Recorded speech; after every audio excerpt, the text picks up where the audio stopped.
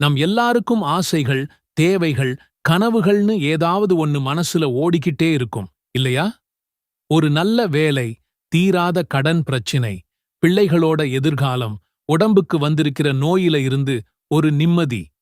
இப்படி ஆயிரக்கணக்கான எண்ணங்களோட தான் ஒவ்வொரு நாளையும் நாம நகர்த்திக்கிட்டு இருக்கோம். ஆனா சில நேரங்கள்ல ஒரு குறிப்பிட்ட விஷயத்துக்காக ரொம்ப நாளா முயற்சி செய்வோம். பல வழிகள்ல போராடி பார்ப்போம், நிறைய தியாகம் செஞ்சிருப்போம். ஆனா அந்த ஒரு காரியம் மட்டும் தட்டிக்கிட்டே போகும். இப்படி திரும்பத் திரும்ப தோல்வி வரும்போது மனசுல ஒரு சோர்வும் விரக்தியும் வர்றது சகஜம்தான். என்ன செஞ்சும் இது நடக்க மாட்டேங்குதே, எனக்கு மட்டும் ஏன் இப்படி நடக்குது ன்னு நமக்கு தெரியாமலேயே ஒரு கேள்வி மனசுக்குள்ள எழும். நீங்க இப்போ அப்படிப்பட்ட ஒரு சூழ்நிலையில தான் இருக்கீங்களா? ஒரு ஆசை நிறைவேறணும், இல்லன்னா ஒரு பெரிய கஷ்டம் விலகணும்னு ரொம்ப நாளா போராடிட்டு இருக்கீங்களா? என்ன முயற்சி செஞ்சும் வழி பிறக்கலையா? அடுத்து என்ன பண்றதுன்னே தெரியாம ஒரு விரக்தியில நிக்கிறீங்களா? கவலைப்படாதீங்க. உங்க முயற்சி ஒருபோதும் வீண் போகாது. உங்க பிரார்த்தனை நிராகரிக்கப்படல.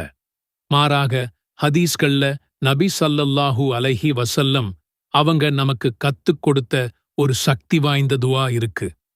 அதை மட்டும் சரியான முறையில ஓதி அல்லாஹ்வின் உதவியைப் பெற்றா நடக்காதுன்னு நினைச்ச காரியத்தை கூட நடத்தி காட்ட முடியும்.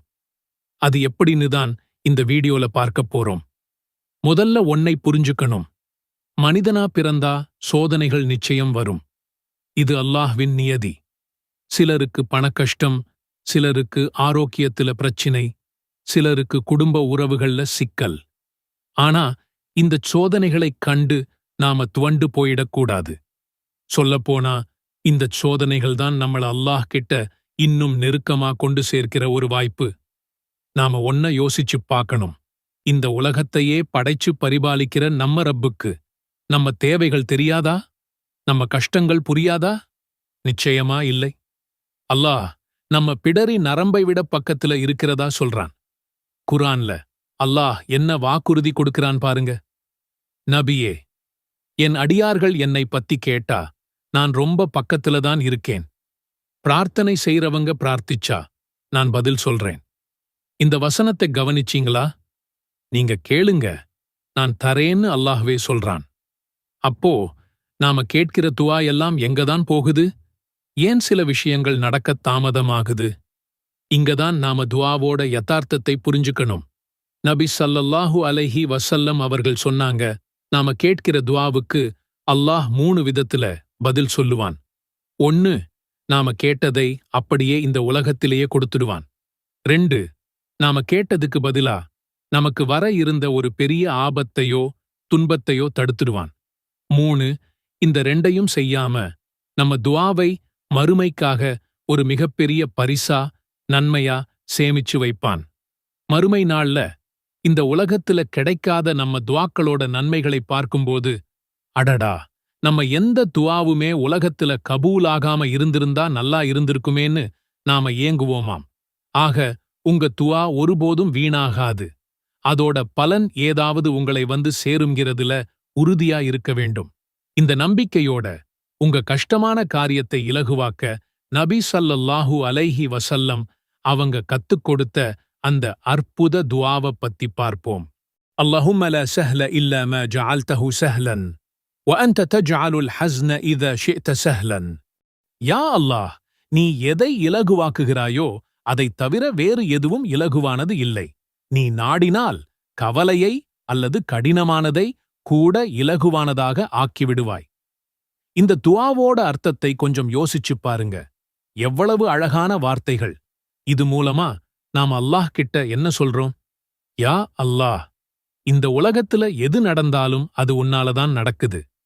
ஒரு விஷயம் ஈஸியா இருக்கிறதும் கஷ்டமா இருக்கிறதும் என் கையிலையோ மத்தவங்க கையிலையோ இல்ல. முழுக்க முழுக்க உன் கையில தான் இருக்கு.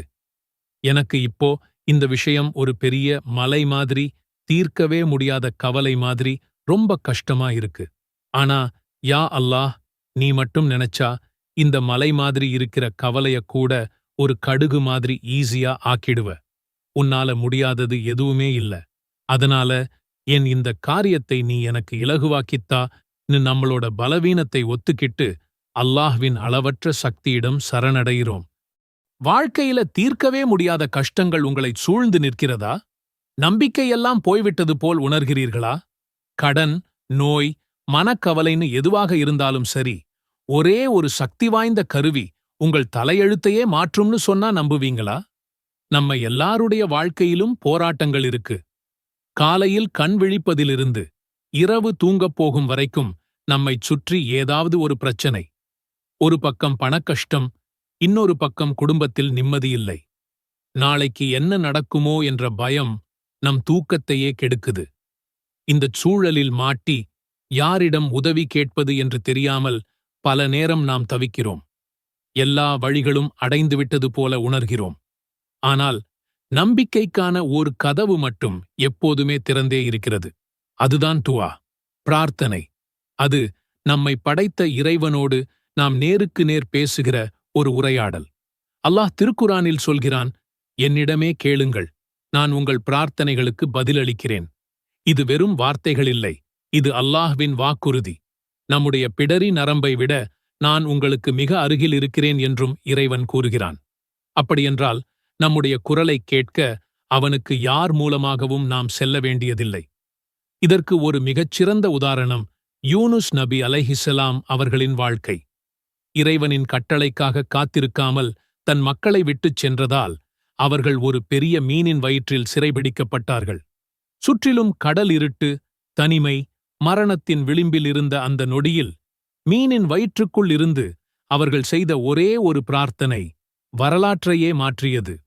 லா இலஹ இல்ல அன்த சுப்ஹானக இன்னி குன்து மினல் ظالمين. உன்னைத் தவிர வணக்கத்திற்குரிய நாயன் யாரும் இல்லை. நீ மிகவும் தூய்மையானவன். நிச்சயமாக நான் அநியாயக்காரர்களில் ஒருவனாகிவிட்டேன் என்று தன் தவற்றை உணர்ந்து அவர்கள் மனமுருகி இறைவனிடம் கேட்டார்கள். இந்த துஆவின் வலிமை அந்த பெரும் துன்பத்திலிருந்து அவரை காப்பாற்றி கரை சேர்த்தது. யூனுஸ் நபியின் வரலாறு நமக்கு என்ன சொல்லித் தருகிறது? துஆ என்பது வெறும் வார்த்தைகளின் தொகுப்பு இல்லை, அது ஒரு ஆழமான உணர்வு. நாம் கேட்கும் பிரார்த்தனை நிச்சயம் ஏற்றுக்கொள்ளப்படும் என்ற முழுமையான நம்பிக்கையுடனும் தூய்மையான உள்ளத்துடனும் கேட்க வேண்டும். நான் கேட்டேன், ஆனால் எனக்கு கிடைக்கவில்லையே என்று அவசரப்பட்டு விடக்கூடாது.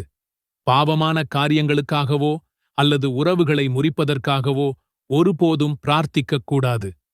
தூய்மையான எண்ணத்தோடு கண்ணீருடன் கேட்கப்படும் பிரார்த்தனை நிச்சயம் இறைவனை சென்றடையும். உங்கள் பிரச்சனைகள் ஒரு மலை போல பெரிதாகத் தோன்றலாம், ஆனால் அல்லாஹ்வின் கருணை அந்த மலையை விடப் பெரியது.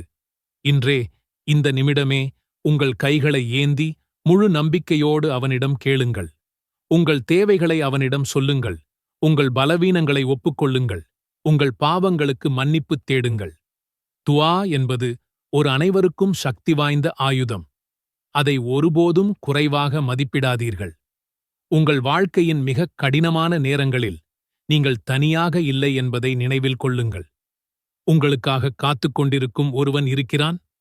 உங்கள் அழைப்பிற்கு பதிலளிக்க அவன் தயாராக இருக்கிறான். மனமுருகிக் கேளுங்கள். உங்கள் வாழ்க்கை மாறுவதை நீங்களே பார்ப்பீர்கள். இன்ஷா அல்லாஹ்.